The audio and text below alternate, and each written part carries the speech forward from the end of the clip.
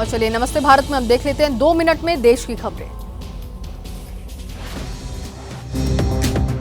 2024 चुनाव से पहले एबीपी न्यूज सी वोटर का ओपिनियन पोल। यूपी में 80 लोकसभा सीटों में से एनडीए को 73 से 75 सीट, कांग्रेस प्लस एसपी को 4 से 6 सीट मिल सकती है।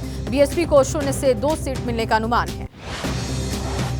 ओपिनियन पोल के मुताबिक बिहार की 40 लोकसभा सीटों में से महागठबंधन को 21 से 23, बीजेपी को 16 से 18 सीटें मिलने का अनुमान। पश्चिम बंगाल की 42 लोकसभा सीटों में से टीएमसी को 23 से 25 सीट मिलने का अनुमान है। बीजेपी को 16 से 18 सीट और कांग्रेस प्लस को मिल सकती है 0 से 2 सीटें। महाराष्ट्र में महाविकास अघाड़ी की बढ़त का अनुमान है। महाराष्ट्र की 48 लोकसभा सीटों में से बीजेपी प्लस को 19 से 21 सीट, महाविकास अघाड़ी को 26 से 28 सीट मिलने का अनुमान।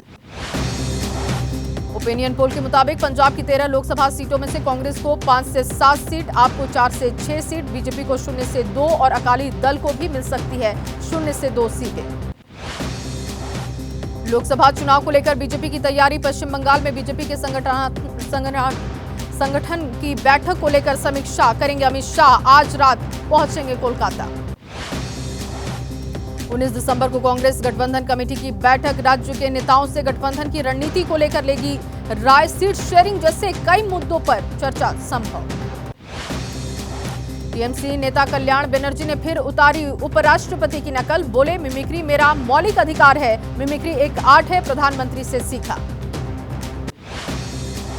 नासिक में 23 जनवरी को चुनावी बिगुल फूकेंगे महाराष्ट्र के पूर्व मुख्यमंत्री उद्धव ठाकरे। बाल ठाकरे की जयंती पर महाशिविर और रैली का आयोजन होगा।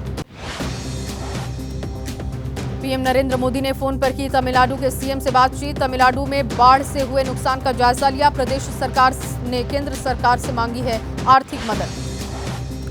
तमिलनाडु में बाढ़ से हुए नुकसान को लेकर पीएमओ की बैठक। बाढ़ से प्रभावित इलाकों की मौजूदा स्थिति पर बातचीत की है। जरूरत पड़ने पर एनडीआरएफ और सशस्त्र बलों को भेजने की तैयारी है। केरल में कांग्रेस कार्यकर्ताओं की पिटाई का आरोप है। केसी वेणुगोपाल ने पुलिस और सीपीआईएम के लोगों पर आरोप लगाया। कहा, मोदी की तरह सीएम विजयन भी विपक्ष के साथ तानाशाही कर रहे हैं। जम्मू में आतंकी हमले में शहीद हुए जवानों को श्रद्धांजलि दी गई। आज घर पहुंच सकते हैं जवानों के पार्थिव शरीर। सैनिक सम्मान के साथ अंतिम संस्कार होगा।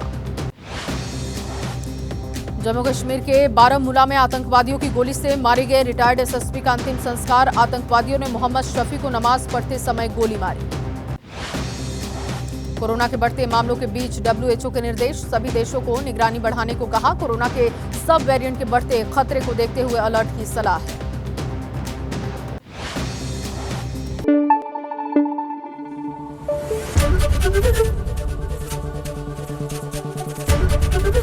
एबीपी न्यूज आपको रखे आगे।